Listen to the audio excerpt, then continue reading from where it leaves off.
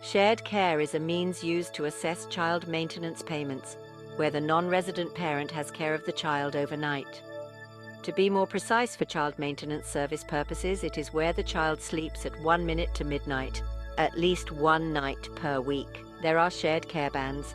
0 to 51 nights per year is Band 0, 52 to 103 nights is Shared Care Band A, Band B is 104 to 155 nights, and Band C is 156 to 175 nights.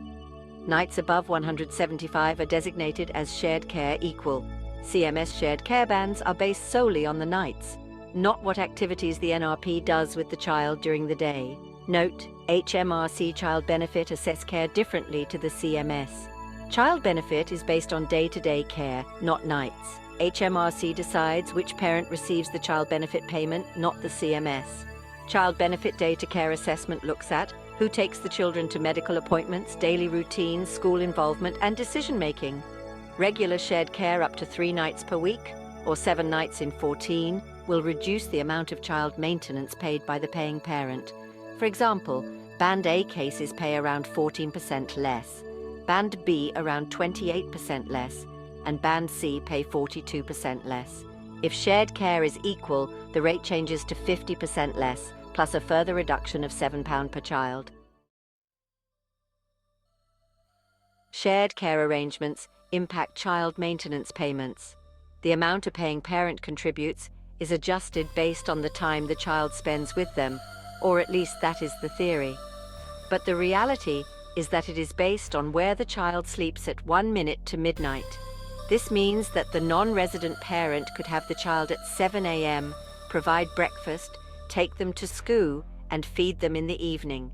They could do this 5 days per week and have care throughout the holidays, but they would not receive a shared care discount at all if the child never slept at the home of the non-resident parent.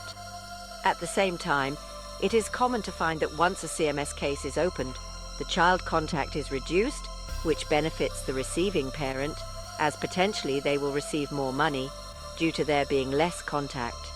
A court order can reduce the possibility of this happening.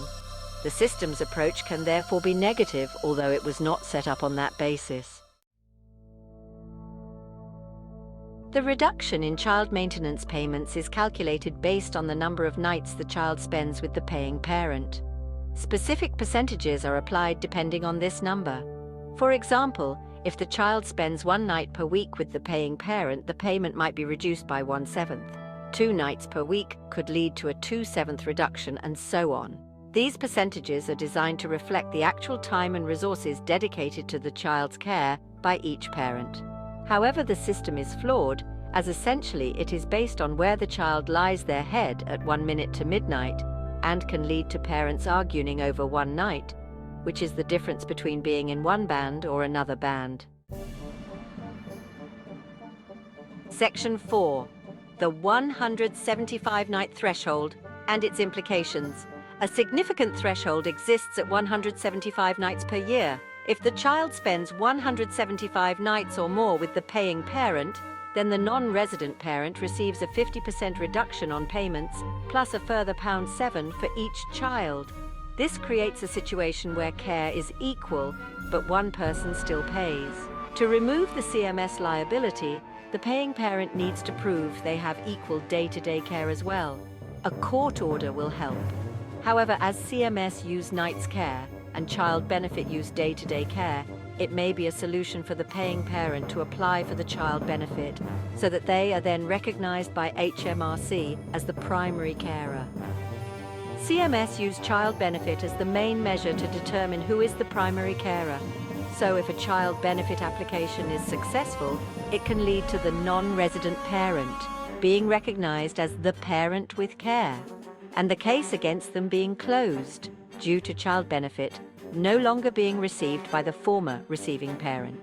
This allows the new parent with care to make their own child maintenance application. Section 5. The 1 night per week rule. CMS exists to ensure that one parent pays another for child maintenance. As one parent is typically designated as the primary caregiver, it can be difficult for changes to be recognized by CMS. It may be that one parent has a child for several nights per week, but the other parent denies this. This can cause a major upset. However, CMS have some discretion. If a paying parent complains that they have at least one night per week shared care, the CMS officer assessing can use discretion and apply a one night per week discount to the case. This usually has to be evidenced. It can't just be given. Shared care is also forwards-based. CMS use 12 weeks as a measure to determine that something is not temporary but a permanent change. So in theory, if the child spends one night per week with the paying parent for at least 12 weeks, CMS can decide that it is a permanent change. So in theory, this means that a case can be changed to another band based on 12 weeks of evidence. They don't have to achieve 52 nights first, but as little as 12 over 12 weeks. Section 6. Navigating changes in shared care arrangements.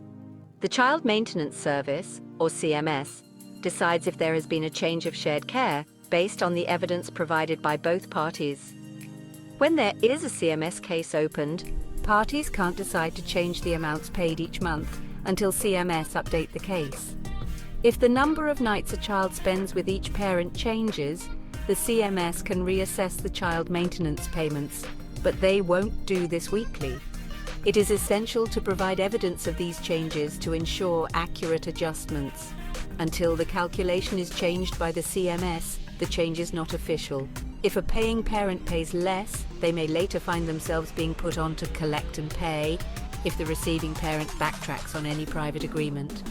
Evidence of change can be both parties agreeing to the change and both parties telling the CMS. Updated court orders, records of overnight stays, or other relevant documentation can be provided. Note: if you have a court order but agree that it has changed, CMS may choose to go with the new arrangements, which will mean a change of payments. The CMS aims to avoid constant changes, so only considers a change to be permanent if it has lasted for 12 weeks. This may mean that change may be rejected unless both parents agree that the change is permanent or there is a fresh court order.